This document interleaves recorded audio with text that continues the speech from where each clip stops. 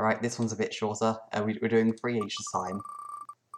So I've got John. There. John. Vriska. Oh boy. Oh boy. And Soddux. Okay. So I get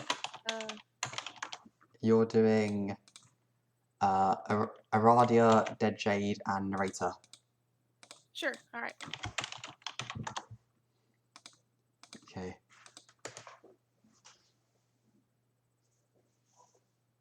That being said, it's very rude, all things considered, for Karkat to start a war on Harry Anderson's birthday. John floating above the outskirts of the human capital, letting the breeze toss him to and he's hanging upside down in the air, watching the first stage of the Troll Rebellion's forward assault being to establish their defensive position along the border. Despite the government's paranoid crackdown on troll reproduction, they've ended up vastly outnumbered anyway, thanks to incalculable deluge of troll ghosts pouring down from the sky over the last decade.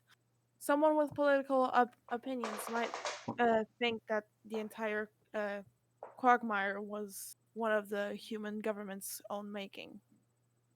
John isn't really on record as having political opinions, but he does think that the government approached this entire subject.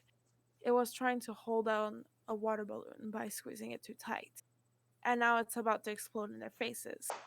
He's wondering if he should go to see if his son for one last time before that happens. The battle's shaking up to be a pretty serious engagement, both sides armed to the teeth, with all modern military technology at their disposal.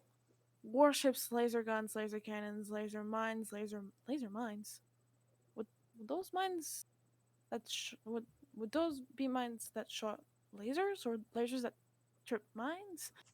John hadn't been keeping up with the recent innovation in weaponry, although he has noted that the lock industry has finally started to take off.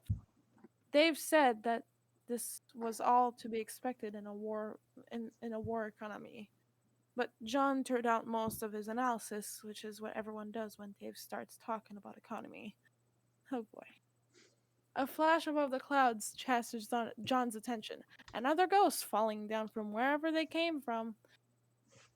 John follows after the light with an exhausted sigh. The novelty of dead trolls falling from the sky has really worn off the years, but he might as well go warn the new arrival that they landed in the middle of an imminent war zone. He sits down at the edge of the crater and peers through the smoke. He recognizes the ghost immediately because he sees a younger version of her almost every day. Vriska? Vriska's face snaps up, eyes blazing, actual eyes with expression, color, pupils, and everything. Wait, you're alive? John skids down the side from the crater and helps her sit up. He was imagining it. She's extremely alive and extremely wounded, and above all, extremely Vriska. Oh my god, you're not just Vriska, you're actually Vriska. You're like literal, for real, actual Vriska. Vriska shoves John away and staggers to her feet. There is a bleeding gash on her head and something lodged in her chest. It appears to be the same material as whatever was piercing the center of Teen Jay's corpse. She's bleeding bright blue and all down her side, but her expression is wild. What the fuck are you talking about? Where am I? I can't be here. I have to go back. Back where? I need to see what happened. I need to know how it turned out. What turned out? Vriska, you're bleeding horribly and talking total nonsense. We need to get you some help. She whirls around and grabs John by the shoulders. She starts shaking him, voice cracking with crazed desperation. I need to go back. I need to see. I need to see. God. Oh, hold on. Yeah. Oh, yeah. You're doing I see. Aradia. I know. I see him. Oh, is it the prince? fucking finally. No. Ah. Calliope animates the puppet's body she inhabits, the same one that has not aged a day since it crashes here and roses it from perfect corpse-like stillness. Dead Shade unfolds from her meditation pose and pushes her to her feet with an elegant sweep. It is the one I have been waiting for all these years. We have run along parallel lines for what may as well be eternity, but my gravitational well has finally uh, ensnared him. Ensnared? Sorry, ensnared, whatever that word. And now he's due to fall into this world.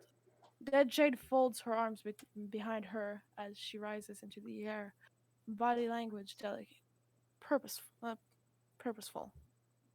Aradia hitches her arm around Solix's back to lift him up and follows Jade's body out into the open air.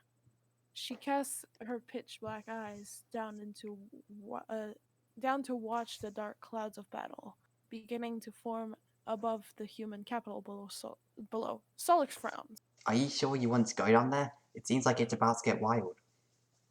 Yeah. Yes, more than you can possibly imagine. The Chaos War is about to begin, and our window of opportunity is narrow. You must be there when he falls. Come with me.